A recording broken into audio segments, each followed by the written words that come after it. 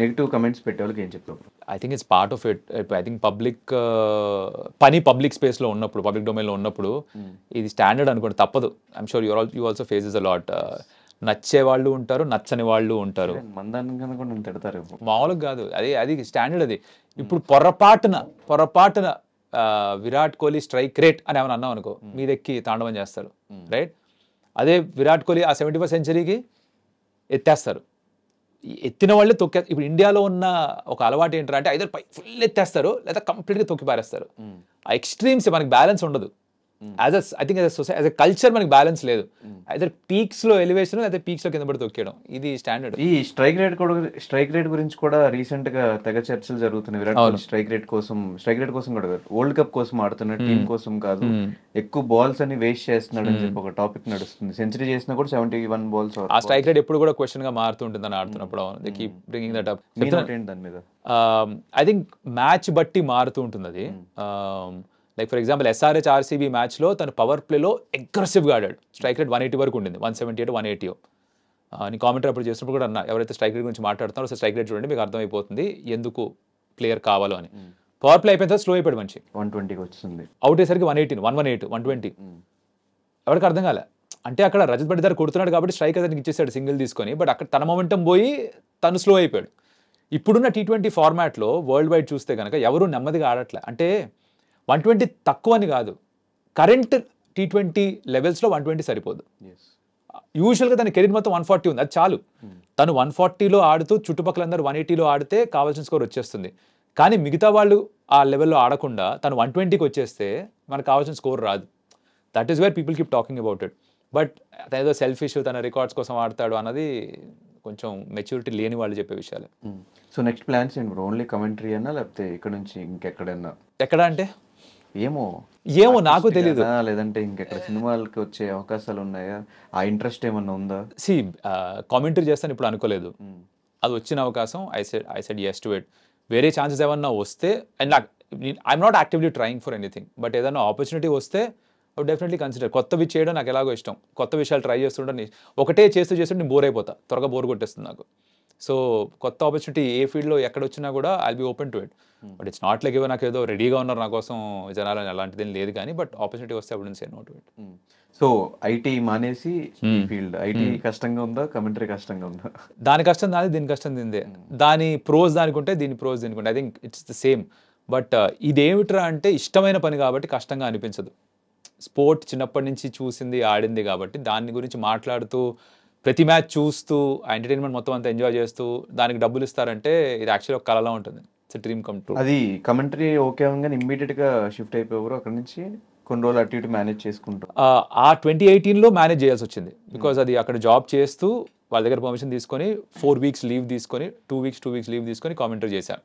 2019లో వాళ్ళు ఇంకా ఎక్కువ రోజు ఛానల్ స్టార్ట్ చేస్తున్నారు కాబట్టి ఎక్కువ రోజులు కావాలన్నారు. అది కుదిరేది కాదు ఇంకా. సో ఇంకా అక్కడ వాళ్ళతో మాట్లాడేసుకున్నప్పుడు ఇగో ఇలా ఛాన్స్ వస్తుంది అంటే వాళ్ళే ఒప్పుకున్నారు దట్ ఈ ఛాన్స్ మళ్ళీ రాదు కదా, నువ్వు కావాలంటే ఎప్పుడైనా వెనక్కి వచ్చి ఐటీ జాబ్ చేయొచ్చు, ఐటీ కంపెనీలు చాలా ఉన్నాయి, బట్ ఇది చాలా తక్కువ, రాదు, చాలా రేర్గా వచ్చే ఛాన్స్. సో తీసుకో, ఏమన్నా అయితే మేము ఉన్నాళ్ళే చూసుకుంటాను కంపెనీ వాళ్ళు కూడా చెప్పారు. సో ఆ భరోసా వాళ్ళు ఇచ్చారు. సో ధైర్యంగా వెళ్ళిపోయా. ఎస్. సో ఫైనల్గా మా ఆడియన్స్కి ఏం చెప్తావు బ్రో? కమెంటరీలో చూసి ఎంజాయ్ చేసే వాళ్ళకి, ఇన్స్టాలో పెట్టిన వీడియోస్ కింద నెగిటివ్ కమెంట్స్ పెట్టే వాళ్ళకి, వాళ్ళందరికీ ఏం చెప్తావు బ్రో? ఇంత సపోర్ట్ చేసి కౌశిక్ అనగానే నిన్న ఉప్పల్లో కూడా అరుస్తున్నారు కదా బ్రో. అంటే one thing is I understand that that complement చేసేవాళ్ళు ఉంటారు, కామెంట్ చేసేవాళ్ళు ఉంటారు. నేను చేసే పని పబ్లిక్ డొమైన్లో ఉంది కాబట్టి ఇందాక అన్నట్టుగా రెండు ఉంటాయి. నాకు ఇది మాత్రమే కావాలి అది వద్దు అని చెప్పడానికి లేదు. సో ఇష్టపడే వాళ్ళు ఉంటారు, ఇష్టం లేని వాళ్ళు ఉంటారు. I think I will have to just learn ఎలా దాన్ని హ్యాండిల్ చేయాలో అంతే. బట్ నేను జనాలకి జనరల్గా చెప్పేది ఏంటంటే ఈ ట్రోలింగ్ ఏదైతే చేస్తారో అది నాకనే కాదు ఎవరికి కూడా చేయకూడదు అనుకుంటా. ఊరికే మీకు ఒక పర్టిక్యులర్ హీరోనో క్రికెటరో ఇంకెవరో ఇష్టం కాబట్టి పొలిటికల్ పార్టీనో పక్క వాళ్ళని నోటుకొచ్చిన బూతులు వాడాల్సిన అవసరం లేదు. I think living in normal society, నార్మల్గా కూడా ఇప్పుడు ఆర్గ్యుమెంట్ నార్మల్గా కూడా చేసుకోవచ్చు. దానికి నేను మీ ఇంట్లో వాళ్ళని తిట్టక్కర్లేదు, మీరు నన్ను మా ఇంట్లో వాళ్ళని తిట్టక్కర్లేదు, నన్ను తిట్టినా సరిపోతుంది, నా పని తిట్టినా సరిపోతుంది. సో ఐ థింక్ ఎవరినైనా కూడా ఇప్పుడు యాంకర్ ధనుష్ తన యాంకరింగ్ గురించి కమెంట్ చేయొచ్చు, కాంప్లిమెంట్ ఇవ్వచ్చు, ధనుష్ గురించి చేయకూడదు. నాకు తెలియదు ధనుష్ ఎవరో, రైట్? కౌశిక్ ది కామెంటేటర్ గురించి కమెంట్లు ఇవ్వండి, కాంప్లిమెంట్లు ఇవ్వండి. కౌశిక్ ఎవడో మీకు తెలియదు. సో పర్సనల్గా ఏదో తిట్టుకుంటూ పోతా అంటే అది వాళ్ళు I understand the mature levels అంతే అని. బట్ అని చెప్పిన వాళ్ళు అది వినరుగా, పట్టించుకోండి. అది మార్చలేంగా, అందరినీ మార్చే ప్రయత్నం చేయలేంగా. మొన్న బెట్టింగ్ గురించి రీల్ చేశా వెరైటీగా. నేను ఏమన్నా బెట్టింగ్ బంగారు రాజులు మీకోసమేరా, 4 ఆప్షన్లు ఉంటాయిరా, ఈ 4 ఆప్షన్లే ఎనీ మ్యాచ్ టాస్ విన్ను కలిపి 4 ఆప్షన్లు ఉంటాయి. ఒకటి నాది పెద్ద కాన్వర్జేషన్, నీకే తెలుసా నువ్వు చెప్పే లాజిక్ తప్పు అనుకుంటావు. ఇంతకీ ఏంటరా అంటే వాడు బెట్టింగ్ చేస్తాడట, నేను బెట్టింగ్ ప్రమోట్ చేయకండి అని చెప్పాను కాబట్టి వాడు నన్ను వేసుకుంటున్నాడు. ఏమని నీకేం తెలుసు బెట్టింగ్ గురించి, అంత యాక్యురేట్గా చెప్తున్నారంటే వాళ్ళు ఎంత హోంవర్క్ చేస్తుంటారు, ఏదో సొల్లు చెప్తున్నాడు. ఇలా ఉంటుంది. అంత మెసేజ్ పెట్టాడంటే వాడు ఎంత కనెక్ట్ అయ్యాడో దానికి అసలు అనుకున్నావు నువ్వు బాగా. తర్వాత నాకు అర్థమైంది, ఓకే వీడు ఎందుకు కనెక్ట్ అయ్యాడంటే వాడికి అగేన్స్ట్ గా నేను చెప్తున్నాను కాబట్టి కనెక్ట్ అయ్యాడు అని. అలా ఉంటాయి. సో ఫైనల్ గా నేను మన తెలుగు హీరోల పేర్లు చెప్తాను. క్రికెట్ లో వాళ్ళ రిఫరెన్సెస్ ఎవరున్నారు, ఎవరితో కంపేర్ చేయొచ్చు అనేది చెప్పండి. ఓకే, చిరంజీవి గారు, Sachin Tendulkar the OG. Reason simple గా షార్ట్ అండ్ స్వీట్. సచిన్ ఎలా అయితే for ever is going to be that iconic master అంటే ఇప్పుడు సునీల్ గవాస్కర్ది ఒరిజినల్ లిటిల్ మాస్టర్ అంటారు. బట్ సచిన్ టెండూల్కర్కి అట్లీస్ట్ జనరేషన్ దట్ ఆ 90s చూస్తూ క్రికెట్ చూస్తూ పెరిగిన వాళ్ళందరికీ కూడా సచిన్ ఈజ్ గాడ్. అలాగే 90s మూవీస్ అందరికీ కూడా చిరంజీవి గారు ఈజ్ గాడ్. సో సింపుల్, అంతే రెఫరెన్స్, అది ఇంకేం లేదు. పవన్ కళ్యాణ్ గారు, ఓకే ఆయన కొంచెం ఎక్స్ప్లోజివ్ కాబట్టి విరాట్ కోహ్లీ. ఆ అగ్రెషన్ అవన్నీ ఉంటాయి కాబట్టి ఆయన స్పీచెస్లో కానీ మూవీస్లో కానీ I think it's Virat Kohli. Allu Arjun, stylish. I think it's right now probably Shubman Gill, extremely stylish. Okay, అతను ఆడే క్రికెట్ గురించి చెప్తున్నాను నేను అల్లు అర్జున్ ఎలా అయితే స్టైలిష్గా పర్ఫామ్ చేస్తారో ఆన్ స్క్రీన్ దాంతో కంపేర్ చేసి చెప్తున్నాను. Okay, junior NTR. I think that's right now probably Rohit Sharma. Because ప్రతి ఫార్మాట్లో కూడా ఆ డైవర్సిటీ ఉంది తన దగ్గర. లైక్ జూనియర్ ఎన్టీఆర్ కూడా ఏ రోల్ ఇచ్చినా, ఏ మూవీస్లో ఎలాంటి జానర్లో పెట్టినా కూడా ఫిట్ అయిపోతారు. రోహిత్ శర్మ టెస్ట్లో ఇచ్చినా ఫిట్ అయిపోతాడు, T20లో ఫిట్ అయిపోతాడు, ఓడీలో కూడా ఫిట్ అయిపోతున్నాడు right now.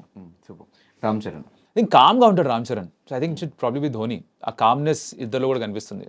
He comes across as very కాన్ఫిడెంట్గా, కామ్గా, పెద్ద ఎక్కువ హంగామే ఉండదు. వెరీ కంపోజ్డ్ యాటిట్యూడ్, ఒక చిన్న యోగి కైండ్ ఆఫ్ ఫీలింగ్ అది ధోనిలో కూడా ఉంటుంది. వచ్చామా పని చేసుకున్నామా, వాళ్ళు పని చేసుకుని వెళ్ళిపోతారు సింపుల్గా. I think super. Thank you so much bro. And ఇలాగే మిగతా మ్యాచెస్ అన్నీ కూడా మాకు ఇలాగే ఎంటర్టైన్మెంట్ ఇస్తూ ఉండాలి. అండ్ రేపొద్దున T20 వరల్డ్ కప్ కూడా ఖచ్చితంగా చెప్తారు కాబట్టి. అబ్బే నేను చెప్పను అనుకుంటుంది, అది స్టార్ స్పోర్ట్స్లో ఉందిగా, నేను జియో సినిమాలో ఉన్నాగా, వాళ్ళు వేరుగా అట్లీస్ట్ ఛానల్లో ప్రొడక్షన్స్ అని ఇస్తారు కదా, అది పర్సనల్గా చూసుకుందాంగా.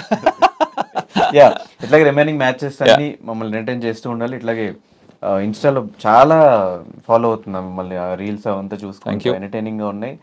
మేము ఏదైతే అనుకుంటున్నామో సేమ్ అది మీ మాటల త్రూ బయటకు వస్తున్నాయి.